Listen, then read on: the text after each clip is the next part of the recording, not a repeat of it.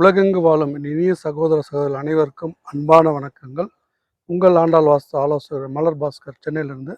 நம்ம சென்னை அருகாமல் நெடுங்குன்றம்ன்ற இடத்துல ப்ராஜெக்ட் பண்ணுற இடத்துல நம்ம என்ன சொல்லியிருந்தோம், போன பதிவில் தெருக்குத்து மற்றும் தெருப்பாறை அதை பற்றி விளக்கமாக வீடியோ பதிவு போட்டோன்னு சொல்லியிருந்தோம். இந்த வீடியோ பதிவில் வந்து தெருக்குத்து என்றால் என்ன, தெருப்பார்வை என்ன, அது ரெண்டுத்துக்கும் உள்ள வித்தியாசங்கள் என்ன, அதை எப்படி கவனித்து வாங்கணும் அப்படின்ற விஷயத்தெல்லாம் தெளிவாக இந்த பதிவில் பார்க்கலாம். முதல்ல வந்து தெருக்குத்துனா நம்ம என்ன நினச்சிட்ருக்கோம், ஒரு மனை இருக்குது, அதுக்கு மேலே தெரு வந்தால் தான் தெருக்குத்து அப்படின்னு சொல்லி பெரும்பாலும் அப்படி தான் நினச்சிட்டு இருக்காங்க. ஆனால் எங்களுடைய ஆண்டாள் வாஸ்துல பற்றி தெருக்குத்துன்றது வந்து அதை போன பதிவிலே சொல்லியிருந்தோம். தெருக்குத்துனா எங்கள் ஆண்டாள் வாஸ்து தான் ஸ்பெஷலிஸ்ட். அதே போல் தான் ஒரு ரெண்டு பிளாட்டு தள்ளி ஒரு தெரு இருக்குனாலும் அது நம்ம பிளாட்டுக்கு நேராக அந்த தெரு வந்தாலும் அதனுடைய தெருவுக்கும் தாக்கமும் நம்ம வீட்டில் இருந்து ப்ளஸ் மைனஸ் ரெண்டுத்துக்கும் கொடுக்கும். அதனால் தெருக்குத்துன்றதை ரொம்ப உன்னிப்பாக பார்த்து வாங்கணும். அதே போல் இந்த இடத்துல தெருக்குத்து தெருப்பாறை ரெண்டு இருக்குன்னு சொல்லியிருந்தேன். இப்போ அதை பற்றி தெளிவாக பார்க்கலாம். இப்போ இந்த பிளாட்டுக்கு நேராக தெரு வருது, அதனால் தெருக்குத்துன்னு நம்ம சொல்லி வாங்காமல் தெருப்பாறை வாங்கியிருக்கோம் அப்படின்னு நம்ம சொல்லியிருந்தோம். ஏன் அப்படின்னா முதல் ரூல், இப்போ தெருக்குத்து வாங்க போகிற இடத்துக்கு நேரம் தெரு இருக்குது, நம்ம செலக்ட் பண்ண போகிறோம், அந்த இடத்த வாங்க போகிறோம் அப்படின்னா, இப்போது நம்ம இடத்துக்கு நேராக தெரு வருதுன்னா அந்த தெருவோட அளவு, உதாரணத்துக்கு ஒரு 30 அடி இருக்குதுன்னு வச்சுக்கங்களேன். நம்ம இடத்தோட ஃப்ரண்டேஜ் வந்து 30 அடிக்கு கீழே இருந்துடக்கூடாது. 30 அடிக்கு மேலே எவ்வளோ பெருசு வேணாலும் இருக்கலாம், ஆனால் 30 அடிக்கு கீழே அந்த ஃப்ரண்டேஜ் இருந்துடக்கூடாது. அது வந்து நம்பர் 1 ரூல். ஃபஸ்ட்டு அதை செக் பண்ணிட்டு தான் தெருக்குத்துன்ற இடத்துக்கு நம்ம போகணும்.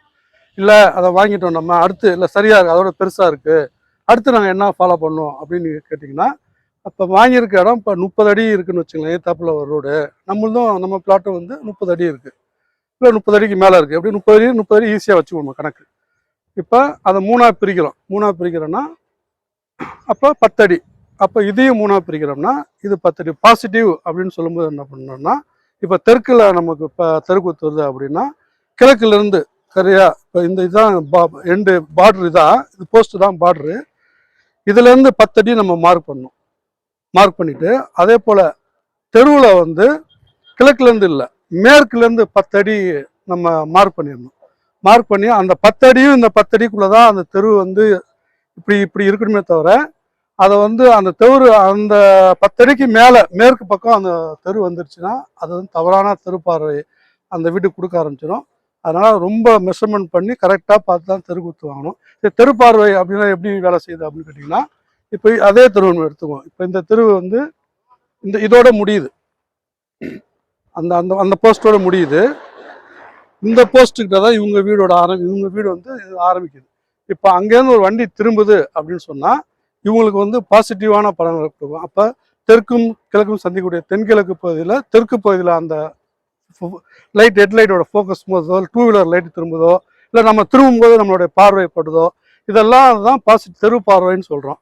அந்த தெருப்பார்வை வந்து இவங்களுக்கு வந்து பாசிட்டிவான பலன்களை கொடுக்கும். அப்போ இது தெருக்குத்து தானே, இது ஏன் நெகட்டிவாக தெருப்பார்வை வேலை செய்யுதுன்னு சொன்னால், அந்த தெரு வந்து என்ன ஆகிடுது அப்படின்னு, இந்த பிளாட் என்ன ஆகிடுதுன்னு கேட்டால், நம்ம சொன்ன பார்த்தீங்களா, அந்த தெரு வந்து தெருவை விட அது வந்து 24 அடி ரோடு, 8 அடிக்கு மேலே தாண்டி போயிடுது, இந்த பில்டிங் வந்து தாண்டி போயிடுது. அப்போ வந்து வண்டி திரும்பும்போது தவறான தெருப்பார்வை இந்த பிளாட்டுக்கு வரத்துக்கு நிறைய சான்சஸ் இருக்குது. அதை அப்படி வரக்கூடாது, நமக்கு தவறான தெருப்பார்வை படக்கூடாதுன்னா அந்த தெருக்குத்து இடத்த விட்டுட்டு பக்கத்து பிளாட்டை செலக்ட் பண்ணும்போது பாசிட்டிவான தெருப்பார்வை, தெருக்குத்தோட பாசிட்டிவான தெருக்குத்து என்ன பலன்கள் கொடுக்குதோ அதே அளவோட பாசிட்டிவான பலனை தெருப்பார்வைன்ற வீட்டுக்கும் நிச்சயமாக கொடுக்குது. அது வந்து எங்கள் ஆண்டாள் வாஸ்துவோட ஆராய்ச்சி, எங்கள் சாரோட ஆராய்ச்சியோட முடிவு அது.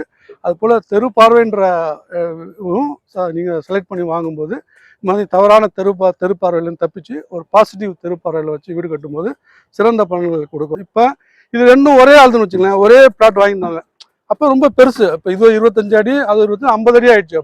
அப்போ அந்த தெருக்குத்து வந்து நம்ம ஏன்னா தென்மேற்கு வந்து தள்ளி போயிடுது, அது வந்து பாசிட்டிவ் ஆகிடும் நமக்கு. அதுபோல் நம்ம இடத்தோட அளவும் ரோடோட அளவையும் பார்த்துட்டு தான் தெருக்குத்து தெருப்பார்வை இதை முடிவு பண்ணுறது. 10ஆம் பொதுவில் நம்ம இடத்துக்கு நேராக தெருக்குத்து வருது, நல்ல பலன் கொடுக்கும் அப்படின்னு நினச்சி நம்ம முடிவு பண்ணிடக்கூடாது. அதனால் நீங்கள் தெருக்குத்து விஷயத்தில் வந்து ரொம்ப நிறைய பேர் தவறு பண்ணுறாங்க. நீங்கள் ஒரு தெருக்குத்து மனை வாங்க, நல்ல பாசிட்டிவான தெருக்குத்து நல்ல பலன் கொடுக்கும். அது எங்கள் ஆண்டாள் வாஸ்து ஆலோசகரை நீங்கள் கூப்பிட்டு சரியாக காமிச்சிங்கன்னா அவங்க துல்லியமாக உங்களுக்கு சொல்லிடுவாங்க, இது பாசிட்டிவான தெருக்குத்து இந்த வீட்டுக்கு இருக்கா, இல்லை தவறான தெருக்குத்து இதில் எதுவும் படுதா, தெருப்பார்வை படுதா அப்படின்னு சொல்லிடுவாங்க. அதுக்கப்புறம் நீங்கள் மனையை வாங்கி தேர்வு செஞ்சு அதை நீங்கள் வீடு கட்டும்போது நீங்களும் சிறப்பான வாழ்க்கை வாழ முடியும். அதேபோல் நீங்கள் அனைவரும் நீங்கள் ஆனந்தமான, ஆரோக்கியமான, பிரம்மாண்டமான, செல்வ செழிப்பான வாழ்க்கையை இப்பொழுதும் எப்பொழுதும் வாழ வேண்டும் என்று நாங்கள் வணங்கும் ஆண்டாள் அம்மாவையும் திருச்செந்தூர் முருகனையும் வணங்கி வேண்டிக் கொள்கிறேன். இதுவும் கடந்து போகும், எதுவும் கடந்து போகும், எல்லாம் நன்மைக்கு, மகிழ்ச்சி, சர்வமும் கிருஷ்ணார்ப்பணம்.